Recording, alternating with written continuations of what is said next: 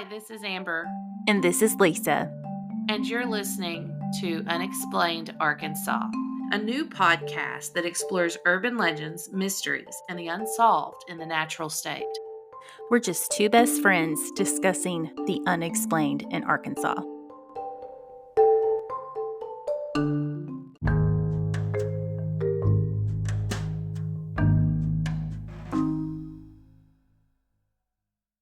Hello. Hello. Hello, and welcome to Unexplained, Arkansas. That was very weird. This is Amber, and this is Lisa, and this is our first time back for a while. So this is weird. This is very weird because does it feel like riding a bike? No, not at all. You have to get back on it, right? I guess so, because I feel very self-conscious right now. But I think the biggest reason I feel self-conscious is because my voice is still gone. So that's why. I've been very sick. Yes. We have Amber's been dying. Yeah, we have been just kidding. We've been the sick co-hostesses of Unexplained Arkansas for about 2 weeks now? Oh yeah, over 2 weeks because I passed it to you, I guess. And you've had it forever. Yeah, well, then I apparently got COVID. Yes. So we have COVID in my house right now. So we are not, or I'm not leaving. I've kind of been quarantined all week. So I had a very scary experience happen at the beginning of the week. Actually, we had to call the ambulance for my youngest son who had a febrile seizure because of, I guess, the fever from this COVID. But I wanted to shout out all the first responders in Searcy who were absolutely amazing. It's been very few times in my life I've had to call 911 for anything, but I called, and within 5 minutes I had 10 first responders in my living room helping my toddler, and it was so amazing, and I am so thankful for those guys. I mean, they are top notch. The Searcy first responders, the North Star, the Searcy Fire Department, Searcy Police Department. I think I scared everyone in my neighborhood to death because, you did. Yeah, that you knew before I told you. Yeah. Shout out to Jana for calling me. Yes. Yeah.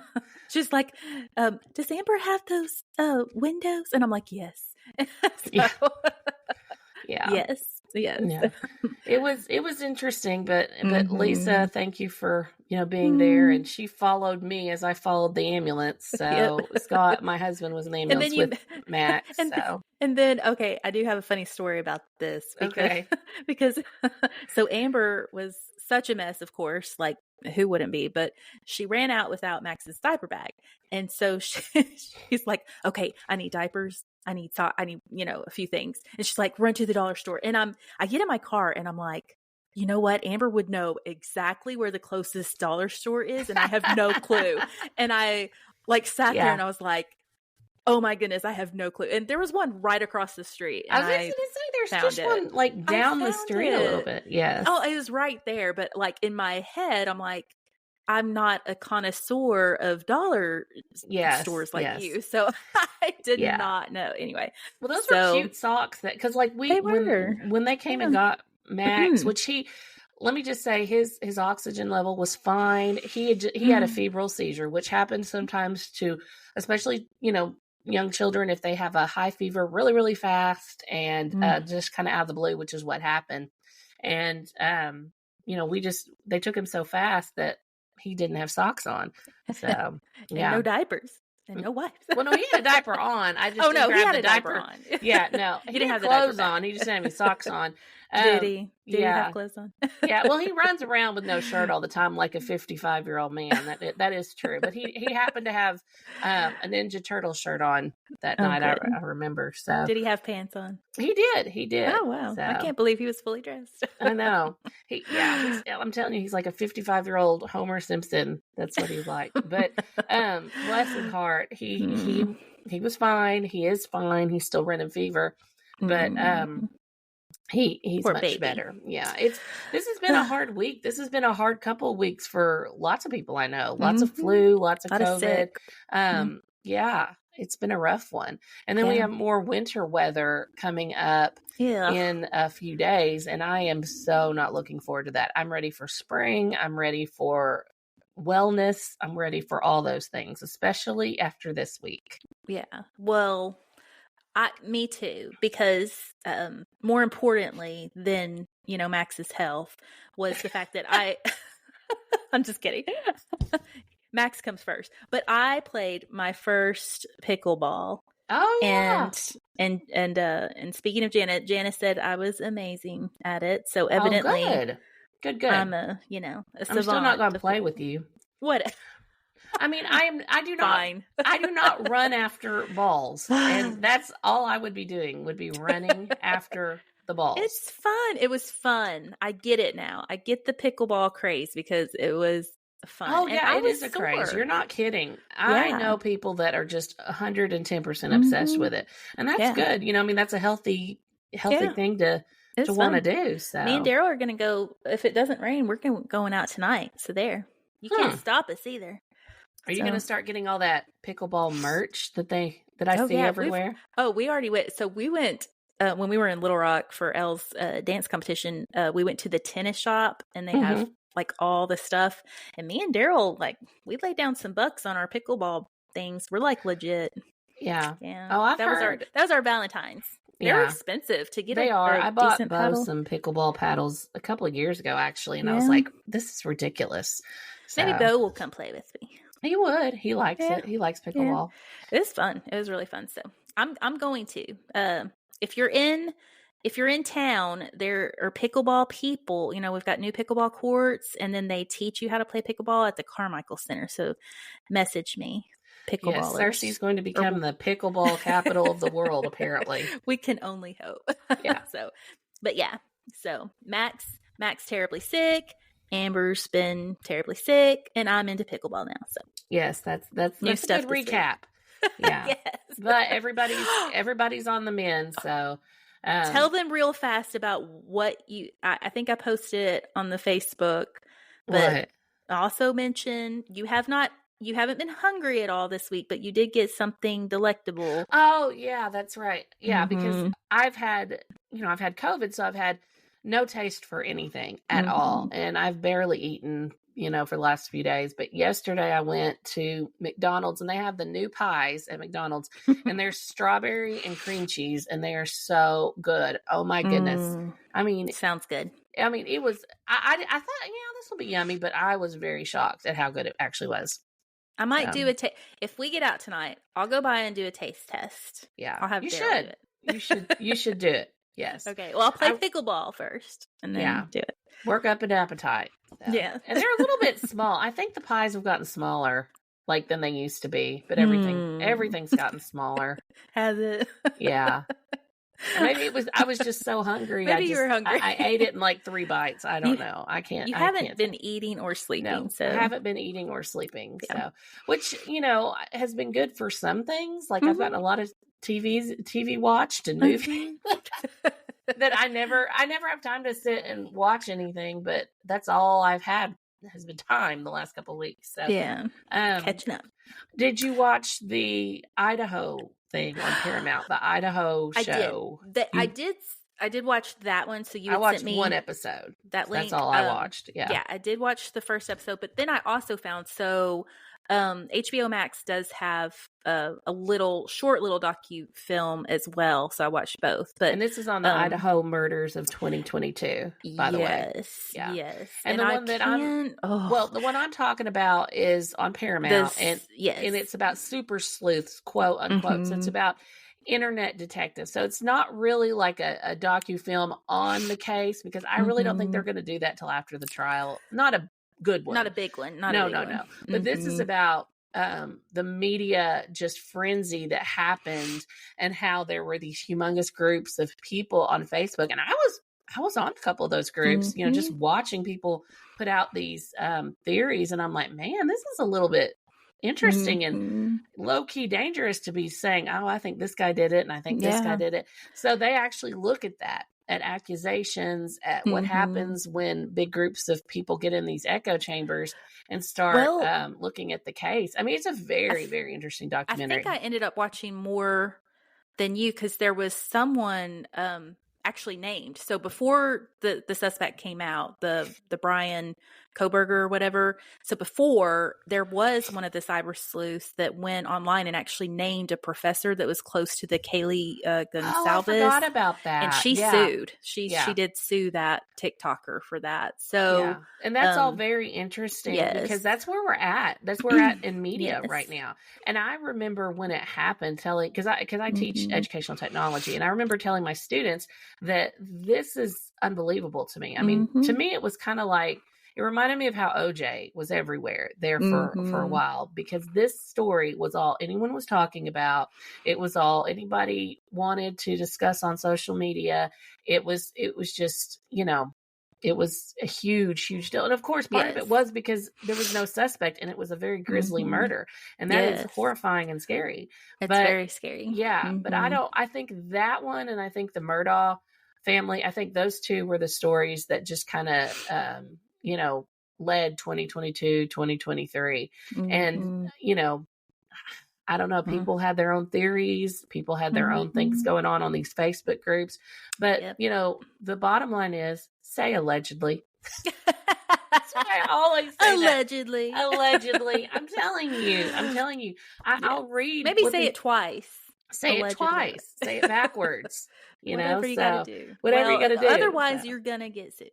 Yeah. Especially if you literally go on TikTok and say, so and so did it. And in fact, that girl had listed this professor's didn't just say that, but she listed her home address. No way. Phone. Yes. No, I haven't gotten that far in it yet. Oh, I'm just I'm at the end of the first episode. Yeah. It was terrible because this woman had kids and, she was getting hate. Anyway.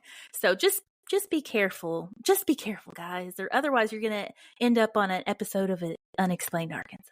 Yeah. That's yeah. But, oh gosh. Yeah. That was an interesting first episode, and I think I may finish it tonight. I may, since I'm probably not going to sleep again tonight, or go anywhere. So but other than that, I've been watching movies and things like that. I did want to.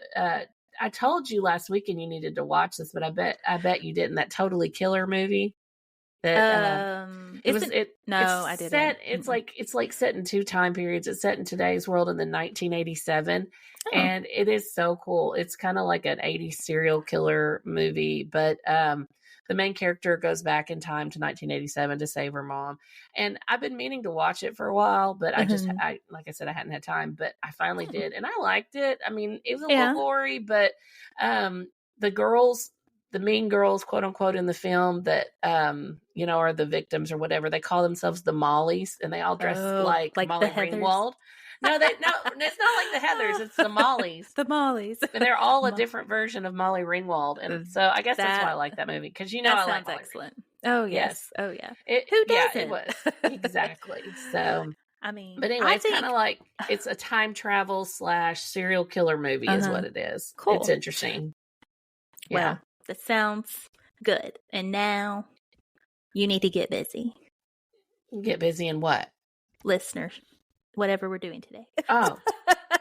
Hey, I'm just talking. We're at 13 minutes, Amber. 13. Taylor Swift's favorite number. We were talking about Taylor Swift. No. Remember what we said was she's very exposed right now. She's awesome, but she's everywhere. Tired of hearing. Everywhere. She's everywhere. So, she is. Yeah. She's going to drop a new album in April, and then she's really going to be everywhere. Yeah. Which I love. There's never been an album I haven't loved. I mean, I will say that, but I'm like, dang, I can't even get the laundry over here in the corner folded from 2 weeks ago. I'm staring at it right now. But she can write a new album like while she's promoting one and doing some kind of world tour. Yeah. I can't even do my laundry. So there you go. Maybe I'm just jealous. That's probably what it is. Yeah. Because she has people doing her laundry. Yes, that's true. And she doesn't have. Hey, I have people do mine. My husband does mine a lot of the time. But does he? Not well, but he does it. Yeah. Well, and she also doesn't live with, how many boys do you live for? Yeah. Yeah. That's horrible. That just sounds. I can't even count how many there are. I'm like, for. Yes, so many boys. So many boys. Mm-hmm. Okay, so yeah, we will go ahead and get started on today's episode, which we're calling this Listener Stories Volume 1. And we are going to kind of throw it back to you guys, to the audience, and ask you to write in, tell us some cool stuff that we can talk about, and stories that we can read online. And so for on this the line. Or did I say online? On the podcast. So for you this said one, online. yeah, on the line. Okay, so we have six different stories today. And the funny part about it is we probably should have talked about this beforehand because, you know, my voice is still gone. So I'm going to have to read these. So probably by the time I get to the sixth story, I'm going to be croaking like a bullfrog. So, yeah.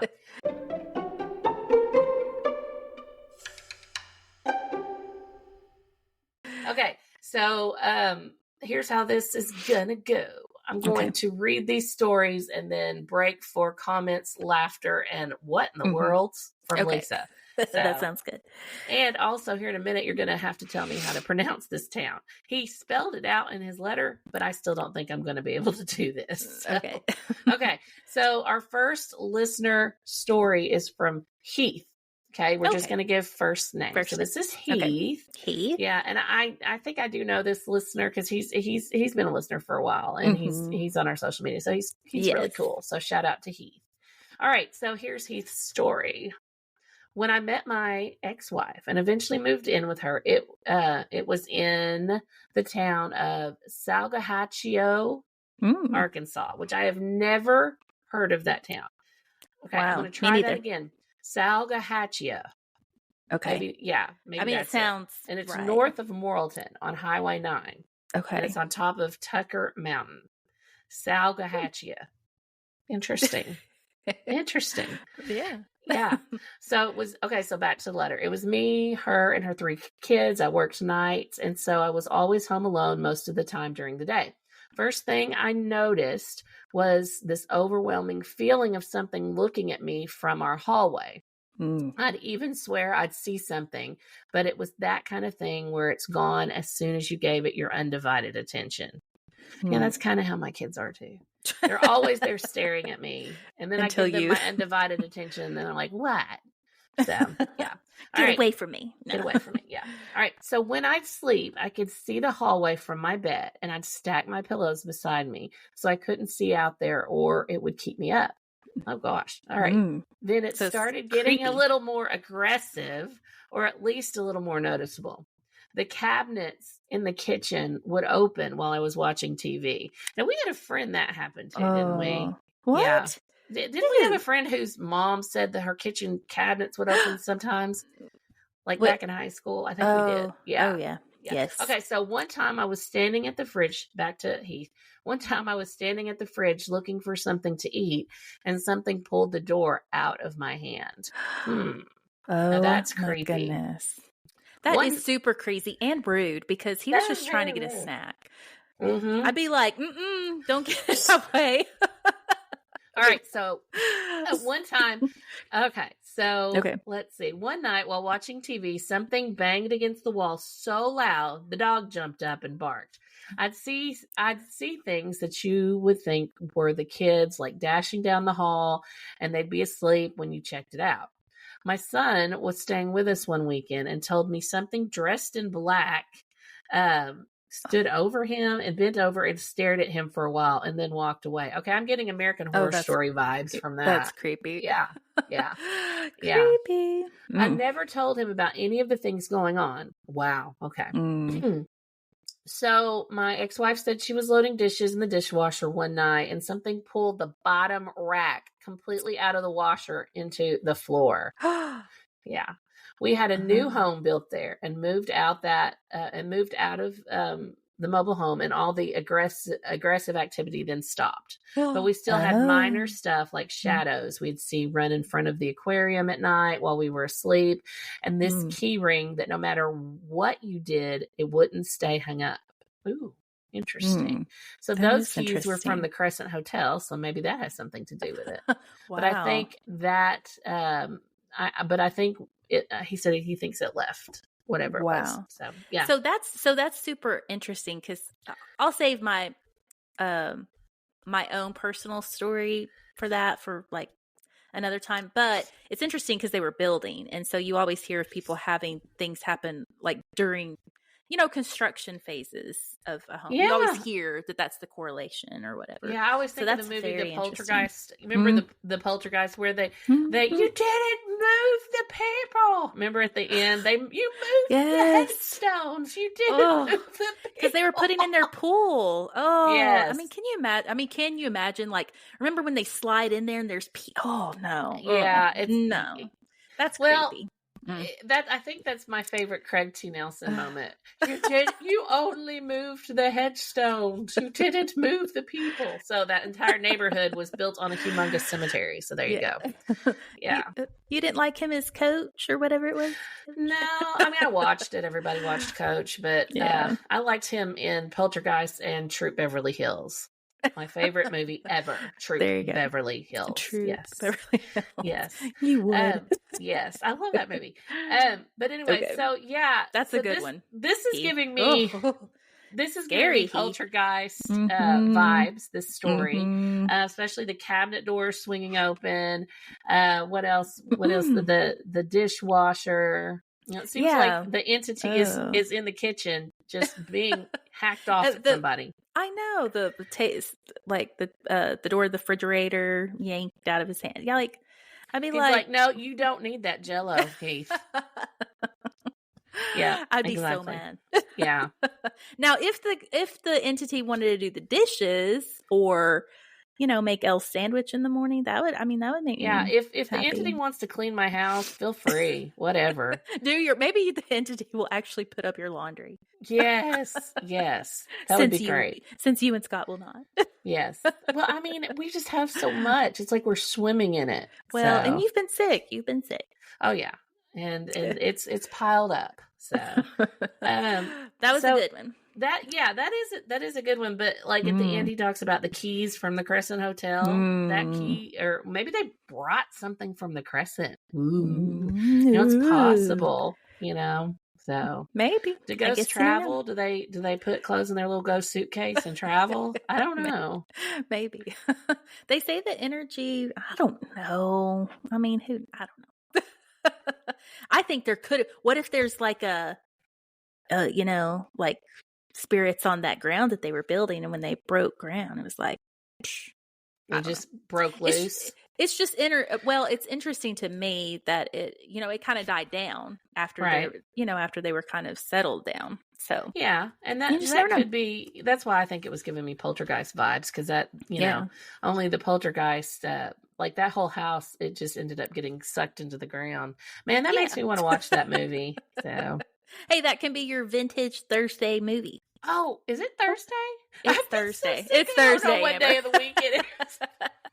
It's Thursday. I literally did not know for a second what day today was, because I haven't been at work. I haven't done anything but like try to get well. So yeah.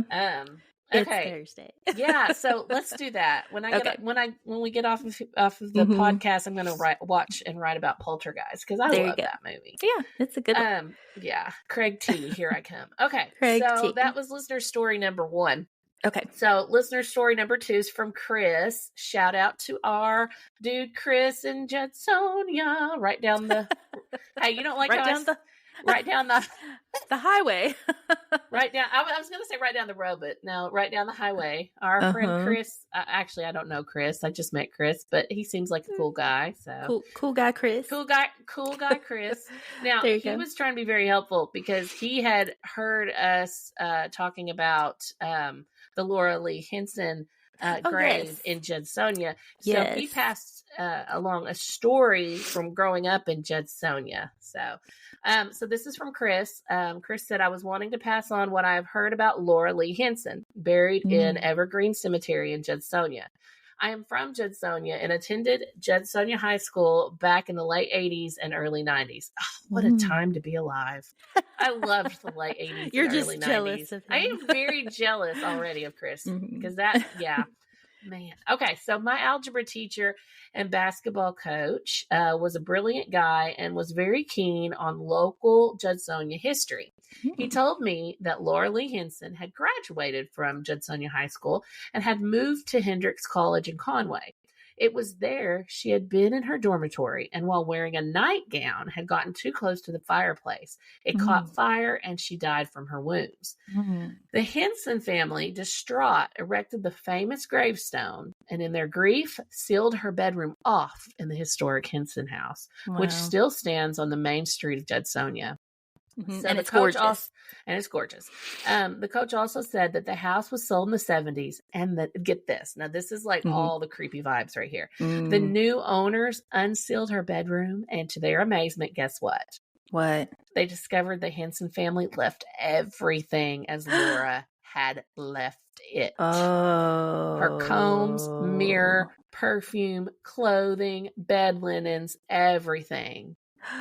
From the last time she was there. Yes. And intriguing. I would have loved to unseal that. Yeah. Oh. Yeah. So, yeah, that statue is probably the most famous one in White County for sure. I mean, it's a gorgeous. It's beautiful. It is. And there is a story that goes with it. And we have another friend that has written about it. And in fact, I think it's the cover of one of his books. More, yeah. Let me go ahead and yeah, and he has a story that he's sent us, but let me see. Okay. It's called Morton Otwell Gurdnick is his pen name, and he's a paranormal historian, and yeah, so he has written about this girl as well. Now, I've heard varying versions of the Laura Lee Henson story, and one of them was that she died in the house. So. Yeah, so that was another version of it. So who knows? But this one sounds very cool. Yeah, this one sounds pretty not legit, cool that she died, but crazy about her sealed up bedroom. Oh, yeah. That I had never heard that till the guy. That is wild. Yeah. So the next one is listener story number 3, and this is John. We have a lot of dudes writing in this time. So thank you, cool. Heath and Chris. Yes, thank you. And this is very interesting because these stories are for men, and our demographics suggest 70% women. So at least the men that are listening are really cool. So yes, there you go. and really responsive. So thank you. We appreciate you. Yeah. Okay, so this is listener story number 3, and this is John. So back in 2005, we were excited to move back home to Mountain Home, Arkansas. So this one takes place in Mountain Home. Cool. Mountain Home's beautiful too. Yes, it is. We had been relocated a few different times for work, and I jumped at the chance to get back in a familiar area. We had limited time to truly explore the area since we were up against some quick timelines for relocation. The result meant making some decisions from afar with the house we would be renting. Being familiar with the overall area since we'd grown up there, I wasn't too concerned. Some pictures of inside and outside to gauge quality and knowledge of which area the house was in sufficed for us. We definitely learned that we would never make a dwelling decision from afar ever again. Oh. Ooh, okay. So yeah, now I'm very... Foreshadowing. Yeah, the foreshadowing, great. Yeah, great. All right. On the surface, the house was picture perfect. A small but comfortable 2-story home, large enough driveways for 2 vehicles. Most importantly, there was a large fenced-in backyard and a patio. Our summers are filled with backyard activities since we have 2 pre-K kiddos, ages 6 and 4. So having a flat, large fenced yard was awesome, and I can agree with that. All right, so here we go. Oh, goodness. Uh-oh. It wasn't long after moving in that strange, but rational, explainable things. I love how he's like, okay, it's rational, explainable things. Yeah, started happening. A couple of examples were waking up in the middle of the night to the TV on in one of the kids' rooms. Yeah, that's very rational. That happens, around here all the time. Yes. Okay, so easy enough to chalk that up to them getting up, turning it on, and then falling back asleep. Yes, I agree. Even though they'd never done that before. We also had a gas stove that would routinely go out when using it, particularly in the evenings for dinner. The odd part was it didn't just go out as one might expect from a normal malfunction. It was like the flame would flicker and go out as if impacted by a breeze, despite no ventilation, fans, or other overtly obvious sources of causing it. So it would be a flickering flame. Creepy. Mm-hmm. Check that one off as creepy. Creepy. Again, however, plausible to accept that perhaps someone had just approached it too quickly. This went on for the first couple of months. Odd things, but explainable. Real concern started to creep in the morning that I found our living room TV on. I knew I had left the TV off. The power button on the TV itself wasn't functional, and the remote was higher than either kid could reach. Man, it sounds like my house. There's always something wrong with my remote. Oh. I dropped one in a big glass of tea. Gosh. I'm not even sure how, but I had to go get a Roku replacement remote from Walmart, which they make those. Anyway. Good. Okay, so back to this. All right. So maybe it was my mind, perhaps it was real, but it was at this point in living there that I just had an overwhelming feeling of being watched. Oh my gosh, that's so creepy. I don't like that. I don't like the feeling of being watched. But that is super duper creepy. Well, I sub and I find out, I sub now, but now I'm not only watched, but people are snapping pictures of me and sending them to Elle. The kids do that. That's funny. Yeah. I'm like, if you're going to snap a picture of me, you better make it good, people. Oh my gosh. Oh gosh. You've just started something now. You just wait. Yeah. All right. So back to the story. Okay. So this is pretty interesting though. I'm intrigued. Mm-hmm. Yeah. Okay. So John feels like he's being watched. All right. Okay. So at about the same time, my wife and I were awakened multiple nights by a bump on the bed. Oh. Neither of us said anything to each other the first several times it happened. Ooh. It's easy enough to think that what you felt was simply the movement of your spouse. Yeah, I mean, that's true. I finally said something about it one morning, only to learn that she had been experiencing the same thing. It was a very frequent occurrence that happened at least 3 times a week. The feeling was always the same, as if someone was walking and ran into the bed, or someone had forcibly shoved the footboard to provoke total bed movement. There were no large appliances that were adjacent to our room, the only upstairs room, to cause such a feeling. Yikes. All right, so the culminating event that prompted our quick exit from that I'm so excited. Happened one night. We'd grown used to the bump, I'll bet concerning and odd. It was becoming normal, though it would always wake one or both of us. We'd started perusing other places to live, but hadn't pressed the accelerator on that. One night, the bump came as usual. I'd fallen asleep on my side, uncommon for me as I was normally a back sleeper. Yeah, me too, John. I am too. I'm a side sleeper. Yeah, I love to sleep on my back. I opened my eyes as one does when awakened, totally expecting to go back to sleep. I wouldn't fall back asleep that night. Oh my gosh. I saw, so according to John, I saw a young girl standing between me and the closet doors dressed in a nightgown. While alarmed, I wasn't scared at this point because I thought it was our daughter. On occasion, she'd have a bad dream or be unable to sleep and would come stand by the edge of the bed until my wife or I picked her up and either let her go to sleep with us or take her back to her bed. This was a bit odder, however, because she was standing further away from the bed than normal. Ugh, I'm creeped out. I thought she must be scared to wake us up. I reached out my arm to pull her in closer to the bed, and my arm went right through her as she slowly faded back to the closet and disappeared. I was totally freaked out. My fear at first was that something had happened to my daughter, and it was her spirit because it was the same size and height. Oh, that is creepy. Oh, that is so creepy. Yeah. I ran downstairs to check on her. Thankfully, she was asleep in bed, safe and sound, despite that her TV and the living room TV were on. Oh, boy, this kid liked to watch TV. Yes. Or this ghosty kid. We were out of the house by the end of that week. Our sanity was more than worth losing our deposit.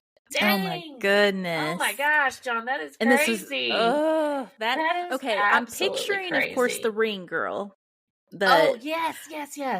I didn't think about that. I mean, that's what I'm picturing. So, John, let us know. Yeah, I mean, that's creepy. We need more information. No, I'm kidding. Oh my goodness. Oh yeah, I don't like that. Well, yeah, in scary movies, there's always a scene where there's someone in the corner of the room Yeah, like Yes. what was that one, Heredity or something? I don't know. There's so many creepy scenes like that. Remember when I used to always say the creepiest things in scary movies aren't the monsters, it's the creepy kids? I used to always say that. I used to always, And not like the creepy kid movies. So yeah, and for me, dolls are creepy. Like the dolls whole are Annabelle creepy. thing. I mean, that just that always got me. Chucky even got me. Chucky got me. A creepy doll. Yeah. And then he was so foul mouthed and awful. Oh yeah, he was. It was terrible. He was terrible. Oh my goodness, John, that was a good one. Oh, I have little chills. Ugh. Yeah, and Yikes. I can picture this one happening. I really can, because like we're gonna have to have a warning on this episode. Yeah, definitely. You're not sleeping tonight, folks. Yes, yeah, it's a good one. Okay, all right. So the next one, listener story number 4, is Kip, our man Kip. Kip. Yep. What is Kip's last name? Oh yeah, Kip. Sorry, we're not saying last names, but he's on our Facebook. Yeah, here's our buddy. He's our buddy. He's our friend. So, and my mother just called me. If you heard, did you hear it ring? No, I didn't. Probably to check on me. So, Paula K checking on me. All right. So, Kip, here is one of my more unusual experiences while researching a cemetery in Arkansas. Yes. Now this is the real name of Morton. He has a pen name, but this is okay. So this is the same person. Yes. Okay. Yes. This is the Kip. Cool. That writes the books. Yes. That writes the books. All right. Here's one of my more unusual experiences while researching a cemetery in Arkansas.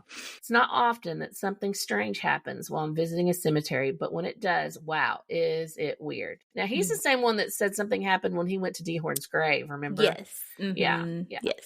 Okay, so about a year ago, I heard about an unusual headstone in Tyronza Cemetery. Now, I think that's how you pronounce it. I think it's Tyronza. I think my husband used to play ball there, so I think that is correct. Tyronza. That sounds right. Yeah. Mm-hmm. It stood taller than the other stones and had some Chinese writing on it.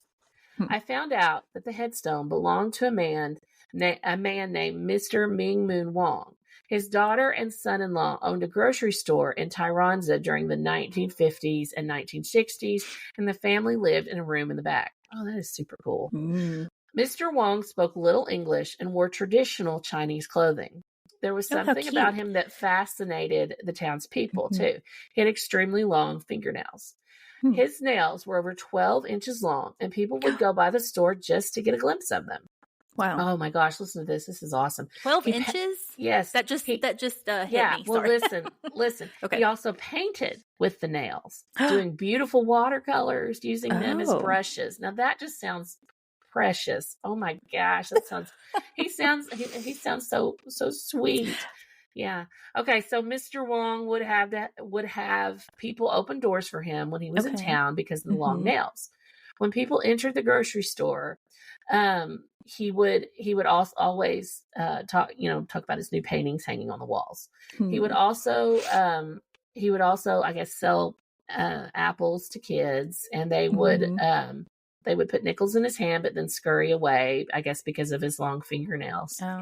Yeah, because that's probably scary for kids. A little bit, yeah. It's traditional, but yeah, I don't know. I like having long nails, though. I do not. You know my thing. I love having pretty long nails, but when I had long nails. Oh, I love them. But when I had my third baby, I was like, nope, that's, we're not doing the long nails again for a while.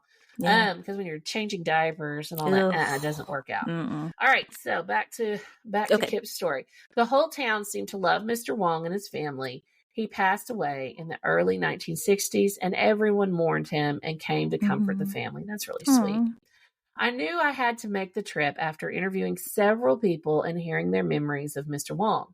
When I got to the cemetery, I saw his headstone right away. It stood taller than the rest and was said to be the exact height as he was, which was about 5'6".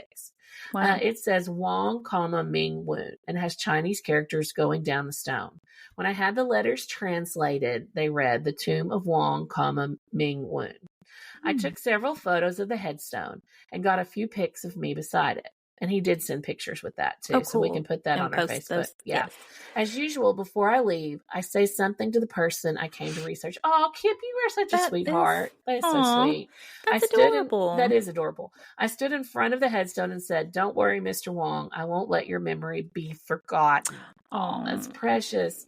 At that very moment, I got the biggest chill. It felt as though something cold passed right through my body. Ooh. Goosebumps were standing up on my arms. Oh, I'm getting goosebumps right now. And the back of my neck. However, I was not afraid. I simply felt as though someone else was there. I think it was the spirit of Mr. Wong, and I believe he was telling me he was happy to be remembered. Oh, that is so precious. I love it. Precious. I love it. I stood at the grave for another moment and then humbly made my way back to the car for the long trip home. That is great. I love that story, Kip. That is great. Yeah. Oh my goodness. Yeah. I mean, that is so cute on multiple levels. But I really hate long nails. It's just a thing with me. I can't do it. Oh, I don't. Yeah. See, look at my nails. I mean, they're so short. Yeah, you have short ones. I have long ones. But I think that this is a testament to a very well-loved man in the community. And there should be more stories like that. And I think Kip is right. I think these are the kinds of stories that don't need to be forgotten. I mean, obviously this man made a difference in that community. So, and I think that's part of the reason we do what we do on this podcast. Yeah. We love to tell these stories because we don't want to forget. We don't want to forget these stories and these people because Arkansas history, is so important. Arkansas folklore, all the things. So, yeah, I really like that one. Thank you so much, Kip. You got to send us another one because I like your stories. They're cool. Yeah. You'll make it to volume 2. Yes, you'll make it to volume 2. Definitely. Okay. All of the stories so far have been great, guys. So thank you. Yes, I am so excited. Okay, so we have one from a lady now, from Lori. Lori, yay. Yes, from Lori. And this is number 5, right? This is number 5, yes. So she has answered kind of a question we had a few podcasts ago. Cool. We had done a story about the ghost of Nora, remember? And which one was that? That was remember we couldn't say the word, the Forshey Bottoms or of Mableville Pike, and I'm probably still not saying that. Is that the lady correctly. that lost her head and washed her feet or something gross? No, that was in Judsonia. So whatever. No, okay. So this was one of my stories I did. Remember on folklore, and she was murdered, and it's in that same episode. It's in that same episode. So the headless washing feet shit. Yes. Okay. So she gave us more information about that story. Okay. And so and she actually, thank you so much, Lori. She tells me how to pronounce it. No. It's like bush. It's fush. Fush. It's fush. Okay. Fush. So let's just call it fush. It's fush. it's like bush, but fush. So thank you so much. Yeah, because I needed help pronouncing this. That's so embarrassing for podcasters. We try to pronounce things correctly. I was talking to somebody about it yesterday, and he's like, "Yeah, you didn't pronounce that one lawyer guy's name right." And I'm like, "I know. I'm sorry. I mean, it happens. We're trying to learn some of these names as we go. But if we need to be corrected, hey, let us know. Us. Yeah, definitely. Let us know. Well, I'm glad that she put this in her letter because I did not know how to say this. All right. So Nora Mullins DeJarnett was the name of this ghost. So that she did give us her entire name. So that's who it was. Yes. So Nora's murdered body was found September 27th, 1921, 200 yards from the Mableville Pike Bridge over Fush Creek. So it's not Forshey, it's Fush Creek. Her skull. The R is evidently completely silent. It is silent. Her skull was crushed and her throat slit. Oh, God. Oh. She was buried in a potter's field in Oakland and Fraternal. She was only 17 years old. That is so sad. Okay, so her apparition is said to still haunt the area where she was killed. And so we did this story where a phantasm known as Nora, supposedly slain in the 1920s, is said to haunt Fush Bottoms near Mableville Pike. This is from one of those folklore source books that I was really into last month. Mm-hmm. So after researching the statement to see if she really existed, now this is Lori here. Mm-hmm. After researching the statement to see if she really existed, I found she did exist and is actually a family member. Oh, wow. Ooh. She was a second cousin 3 times removed. I went to see if I could find a safe place to photograph the creek. I probably did something I shouldn't have and got out to photograph from a sidewalk on the bridge into the area underneath. The area is so dangerous these days. I grew up there, but it's scary just to drive through these days, let alone to stop and get out. Okay, so according to her, she was murdered by the Fouche Creek murderer. And I guess, let's see. The Fouche Creek murderer murdered her and 5 others between 1921 and 1925. So write that down. We need to put that on a future episode. The Fouche Creek murderer. Fouche Creek. Yes, I hear your pen clacking over there. All right, I'm writing. No, I thought it was funny. So the man that they thought was the Fouche Bottoms murderer only admitted to one of the murders. Okay. So it sounds like we need to be up in Fouche Bottoms. Mm-hmm. We need to go to Fouche Bottoms and figure this out. Sounds scary though. I know. Creepy, Lori. It's like true hope she crime. didn't go alone. Yeah, I know. Yeah. It sounds like true crime and paranormal. Oh my goodness. It's like a 2-for-1. Our 2 favorite things other than holiday pies and that's true. McDonald's. Yeah. Moving okay, forward. so yes. So definitely look for a future episode on that because I am intrigued. I am intrigued by Fouche Bottoms. Yes. Fouche. Okay, Fouche. Fouche. I'm going to be saying that. Fouche Bottoms. Fouche. All right. So our last listener story is from Michael. Okay. And he's a paranormal investigator. And I love hearing stories from them. They're the coolest. So this is from Michael. And we're going to end with Michael's story. Okay. Not sure if this counts as cool because I asked him so here's the thing. I asked Michael to send us one and I said, send us something cool. So this is why he says cool. Okay. All right. Gotcha. Not sure if this counts as cool or not, but on my very first paranormal investigation, we went to an abandoned tuberculosis hospital in Western Arkansas. Yes. Okay. You had me. You had me at tuberculosis hospital. The first floor of the building was still in use, but the rest was dilapidated, and you could tell it hadn't been used in a long time. I was on the first floor doing an EVP session and asked if there was anyone there with me. We had set REM pods up on either end of a hallway to my left. Shortly after I asked that question, the REM pods began to light up. First one on one end of the hallway, then the other on the other end, almost as if someone was walking up and down the hallway. Kind of creepy. Later on, one of the other investigators came down and joined me on the first floor. His grandmother had actually been a patient in this hospital, and he had her medical records from her time there. We continued with the EVP session, and he asked if Dr. So-and-so was there. I forget the doctor's name. Ooh. We then both heard what sounded like a female voice come from our left, but we couldn't make out what it said. Now, keep in mind that we were a team of 4 guys, and we're the only people in the entire building at the time. We took the voice recorder and rewound it back to where we asked if Dr. So-and-so was there. When we played back the audio, we had picked up the female voice, and it sounded like it said, "He's coming." The area where the voice had come from used to be a nurse's station. So we took it as the nurse was telling us he was on his way to come see us. Okay, I would have ran at that point. Yeah. I've been like, we out. Later on, on one of the upper floors, we were doing another EVP session, this time with all 4 of us. One of the other guys asked if there was anything anyone would like to say before we left for the night. We didn't hear anything this time, but when we got back to the hotel to go through the evidence, I got to the part in the recording and heard a male voice say, "Do it again." Ooh. We were unsure exactly what that meant by that, or what they meant by that. But I took it like maybe they wanted us to come back and do it again. We also had a very heavy door slam shut on us at some point during the investigation that shouldn't have been able to move on its own. It slammed shut behind me as soon as I crossed over the threshold. All right. So that was one. Here's another hospital story. So another time when I was working at a hospital here in Paragould, I was on the 4th floor.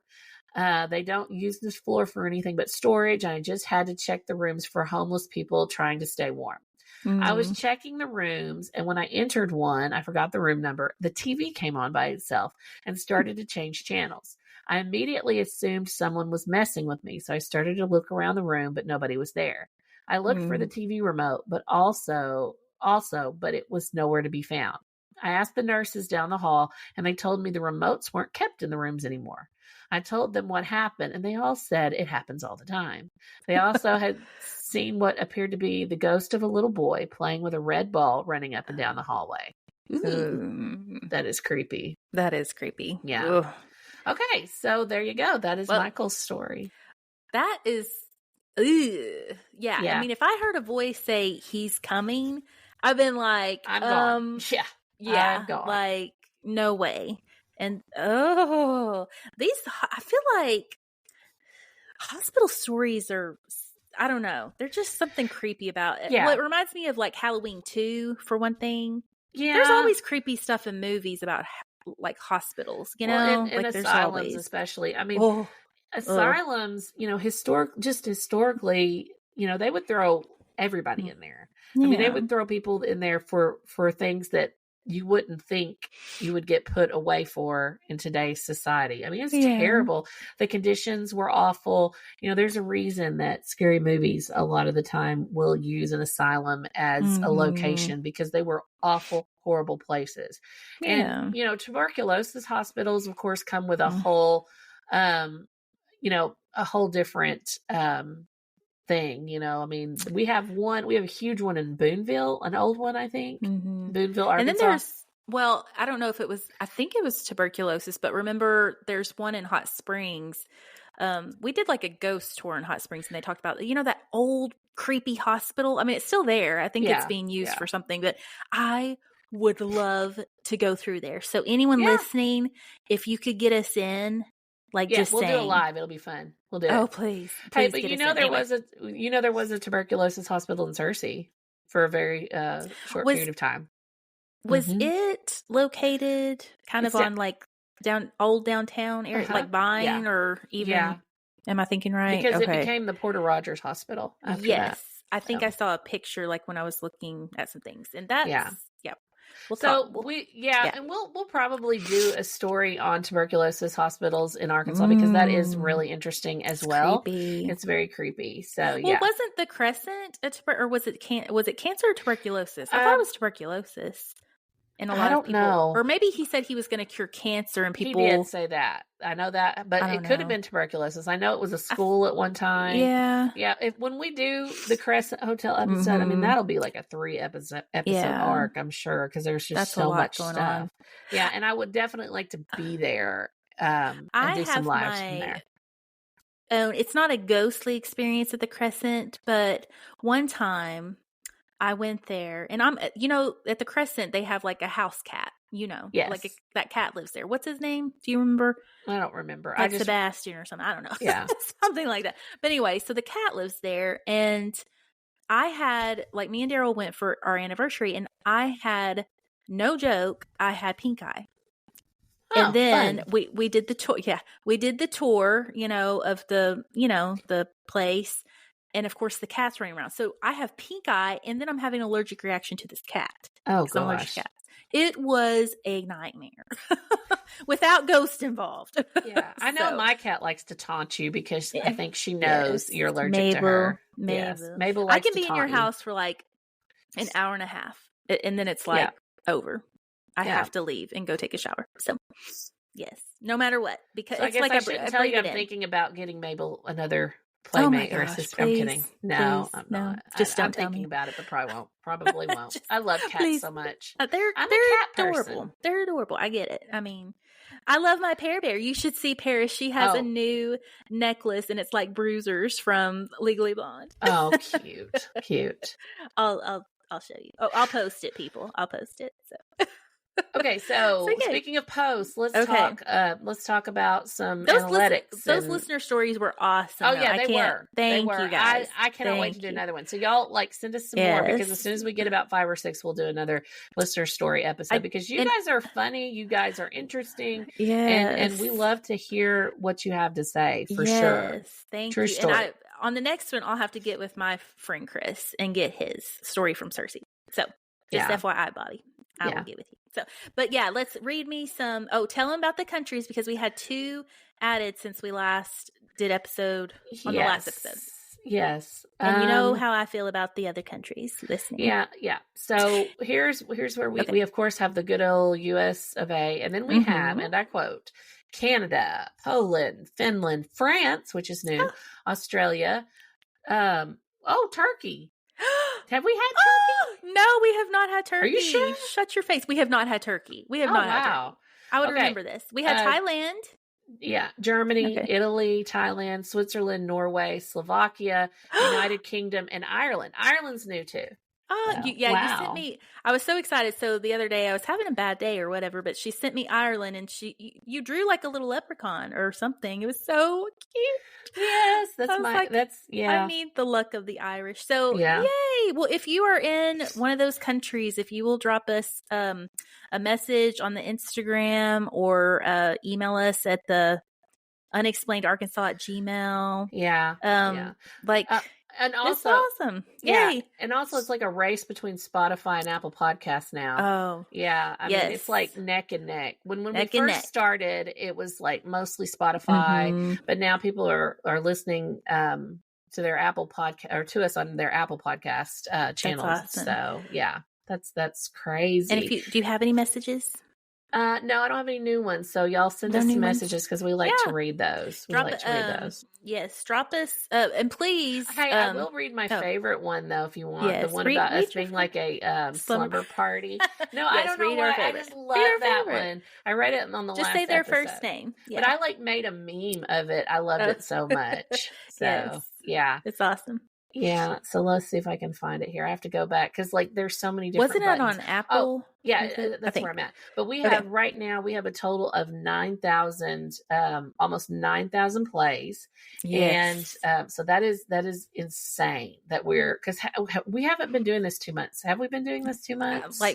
No, not even 2 months yet. Yeah. So we're very excited, where this is going, and we've got a lot of things planned for the future.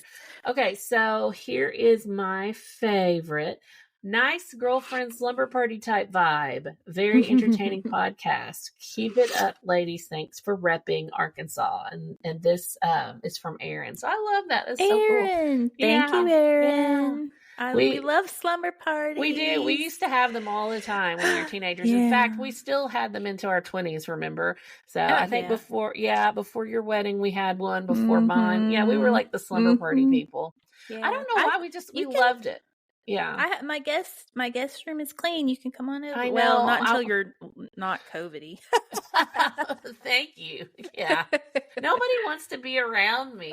Nobody wants me to be near them right now. I'm so sad. No, I'm kidding. No. Yeah. I'm going to once you're well. Yes. Which hopefully will be in a few days, because this is just taking it out of me. It's ridiculous. Yeah. You need to get some rest too. Yeah. So. And that's what I plan to do. I'm going to watch Poltergeist tonight and finish that Idaho docuseries, and then I'll probably just chill.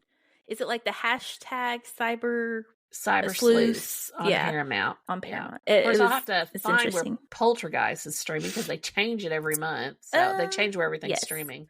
Oh, and we'll talk about, we are the next episode, because I'm gonna do my research. We're gonna be talking about this one's from Coach Sheila. This is one of Elle's dance coaches. She gave me this one. She kind of lives near this area, but it's the story about Jonathan Harden and the buried treasure in Enola. Buried treasure. Buried treasure. No, I'm serious. I think we need to just pack up and go. And just hunt some buried treasure. Hey, if you can, I'll pop you in my car with a mask on your face. Yeah. Saturday, maybe. Yeah. Maybe you can just sit there and ride. I'll be testing negative by Saturday. So. Oh, I hope so. Yeah, I've had this for a while. So. Yeah, you've been sick for I'm finally not sick. I'm finally back to normal. So yeah, true story. But yay! And so we've got the Enola coming up, and then what else? Sasquatch. We have Sasquatch. Arkansas Sasquatch stories.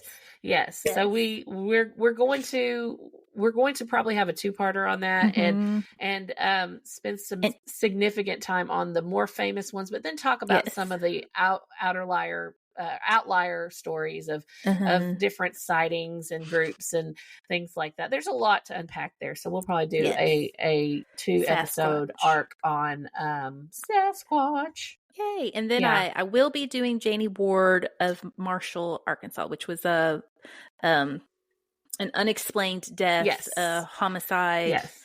And I haven't dived in yet, so I don't even know if they ever deemed it to be homicide. But mysterious death of Janie Ward and Marshall. So that'll back be our in the next. 90s, that'll be the next one like that, and then our next unsolved murder will be Ruby Stapleton of Searcy, and I am working on that. But that's I really wanted that one to take a little bit, and I wanted to just kind of holistically, read about it and talk to people about it, because that's right here in our hometown, and that one still has not been solved after all these years. It's horrible. So lots coming your way, guys. So please go rate us. Please. And we've asked you for your support, and you guys have asked how you can support. So rate us in the Apple, and definitely on Spotify, and listen and share and reach out to us. Yes, and we are almost at 1,000 on both of our social media platforms. So we will be doing a drawing. By my calculations, if we stay on the trajectory we've been on, we should reach 1,000 hopefully in the next week or two. So then we'll do our big drawing and all that. Yes. So share, and review. Tell them about Tuesday, February 13th. Our first, if you're in Central Arkansas. Event, which we plan on doing events in the spring and the summer. We have a few that we're working on right now, but our first event is going to be a talk at the Abington Library in BB, and it's ASU BB. At 9:30, and we will be talking. We will be talking about. We'll be talking about podcasting, how to start a podcast, and also some of our favorite stories that we have researched. And, it's going to be fun, kind of informal. And we're hoping that a lot of people show up and we get to meet some of our listeners. So, y'all come on down. Yes, definitely. Come see us. So.